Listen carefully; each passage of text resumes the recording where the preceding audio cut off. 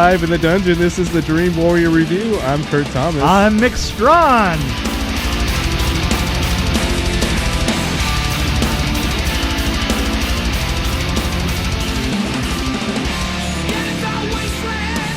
I was going to talk about Vengeance. Yeah, you saw it. I saw the little rough version of it. The rough version of it, that is yeah. top secret, and I didn't share it with anybody, and I won't share it with anybody because it's secret. It's not. Well, also it just needs a little tweaking here and there, and it's going to be beautiful.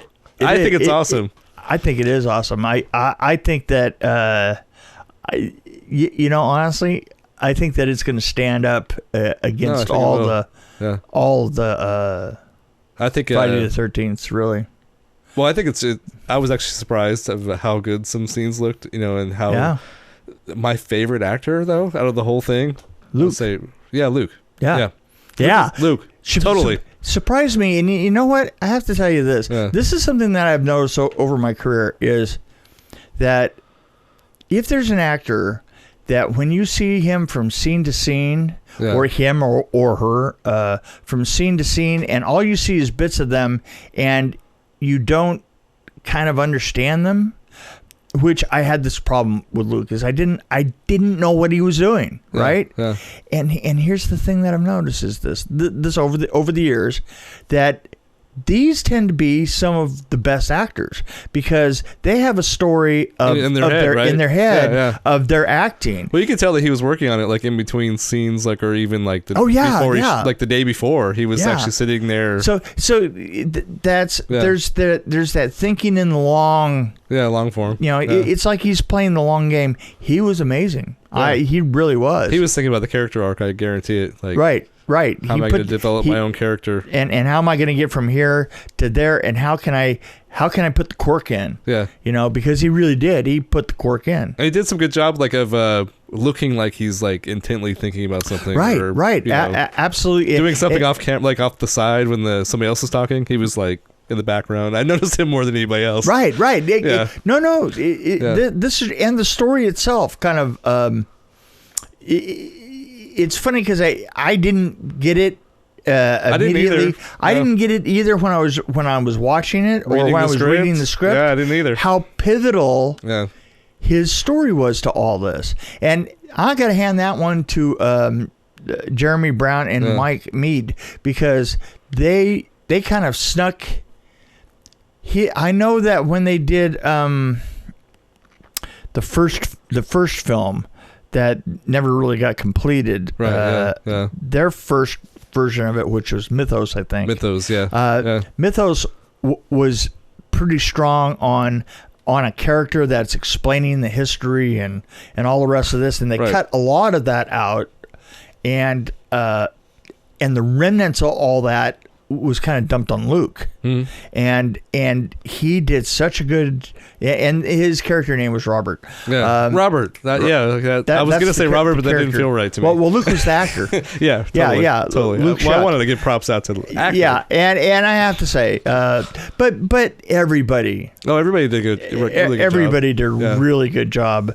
I got to tell you something, man. There were parts where didn't it feel like a little bit of a Nancy Drew kind of story? Yeah, well, there was with the book and everything, and the flashlights, and the I don't know. But anyway, no, that's not what it was at all. But I have to put something weird. You're so I have to put a little bullshit out there for somebody to get pissed off at me. There you go. Why not? There you go. That's what I do. Yeah, because you're an asshole. I think more than one person told me that while we were working on this. Oh, that you were an asshole? Yeah. I'm like, okay, well. It's always been kind of a point of pride with you. Come on. I'm like, well, yeah. But tell me something I don't know. This is not a secret. You know that, right? Oh, and then I just find it really fascinating to watch this version. I mean, you kind of talked me into it because I was like, well, I don't really want to watch it until it's done. Yeah. And I was like, well, maybe I do. But I see like how where we were, the location we were at, how there's a lot of background noise and how there's a lot of work involved with like taking out like, frequencies and like taking out sounds. But and, believe me, the sound is going to be a challenge. I mean, all the way around. Well, I'm thinking, how would I take out that noise in the background? I was thinking about how I would do it. Like, different frequencies and like maybe pull those out, but that might change the sound of the dialogue. It just seems like a lot of work. And then also the visual, even like the making sure everything looks right, matching the shots. So I mean, Dustin is really good at that. I can tell. Yeah, but, no, he is, but he hasn't started any of that. They haven't. I know. You can tell it's rough. They haven't started timing. That's called timing, by the way. Yeah, totally. They haven't started. They haven't done timing. They haven't. It's an awesome thing you have to overcome. I want to know how he's going to get done by September, but that's what I don't know myself. I'm so curious about that because the thing is, it is just the two of them. Yeah, and I think to myself, that's usually. Post-production departments are... It's more than one person. Yeah, it's a lot of people, and I keep thinking to myself, well, we did the best that we could. We gave him... I've worked in, like, small companies that only have, like, like for... Like, I worked for Jupiter Entertainment for a while. Right. Very short time. But I was a video logger, so I was basically a peon. I just looked through clips and said, oh, there's a medium shot of something on a beach, and then, that's basically what I did. So that you can tag everything, right? Yeah. But they were, like, video editors working on shows, and, like, they were, like... Sometimes there were 2 or 3 people working on just... It was a small staff, but still there was 2 or 3 people working on one show. Right. One guy was doing sound effects for it, and then he passed it on to the next guy who was doing music, and then, more than one thing was happening. Oh, speaking of music, I was definitely excited to Henry Manfredini is involved with this. Oh man, I mean, you have to think. You have to hand this to Jeremy because Jeremy's the people person. Jeremy's the guy that goes out and finds. Oh no, he's really good with actors. Just talking to them. I have to say this. The thing is how prepared were his actors? I've never seen any because I know has an eye for talent. He kind of reminds me of like he does have an amazing Rob Reiner kind of. Right. He's got that eye. He does because some of the people that he brought to it, just they all were incredibly. I was going to say professional, but it hooked in my head because.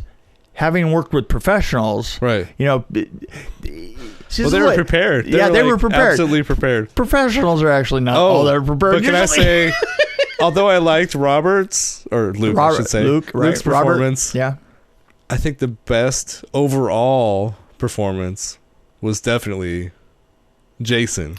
Oh, Jason! Yeah, no, he did. Because I love his like hillbilly guy. Just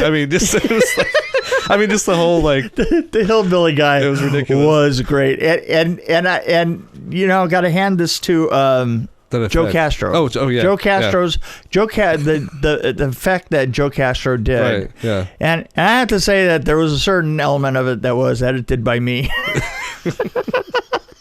Right. But it was amazing. Yeah. Oh, absolutely. Yeah. I mean, it was amazing. And the look of it came out right. And but Jason's hillbilly walking through the park with Ray Hopper, and I have to tell you something. There's something about the chemistry between Jason Brooks and Ray Hopper that's just a crack up, man. I mean, those two together on the screen are they're well, there was some chemistry between him and CJ for sure. I mean, yeah. And there have been previews out of a couple of the shots of like the big death scene. It was what an amazing look, and I just have to tell you, people, the trailers look great, so I know that the final product's gonna look great. The final product is going to be amazing. So I mean, we should set their expectations lower. It's gonna be all right. I mean, just whatever, just good enough, for what would you call it? Adequate light and magic. Adequate. If it's just adequate, it was one of ours. Actually, that'd be fun to start a company called the Adequate Film Company and just have everything be kind of just good enough. Good enough. and if somebody goes, "Wow, that was really adequate," you go, "Well, that was one of ours." Maybe do things like leave grip tape in the background, right? Coffee cups everywhere. It's like just every once in a while, just wander off the camera, just kind of pans over to the crew. Have actors like mispronounce that words. crew member that's picking his nose over here, just like kind of goes over and just watches them pick his nose for a bit, and then just wanders back into the film. So there you go. Well, there's an idea. So we've pitched an idea. So if somebody wants to make that and then hire me or whatever, I'm up for it. So you know what I'm thinking this is? What? This is a standalone piece. I think so. Yeah. There you go. Our episode 211 or whatever it is? This is us wondering about vengeance. It'll come out on Friday wait, is there a 13th? No, there isn't a Friday 13th this month.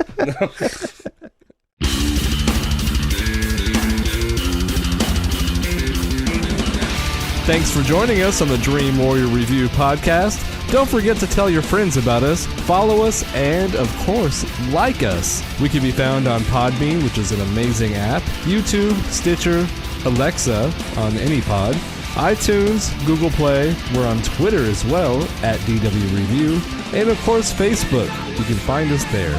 You can also email us at dreamwarriorreview@gmail.com.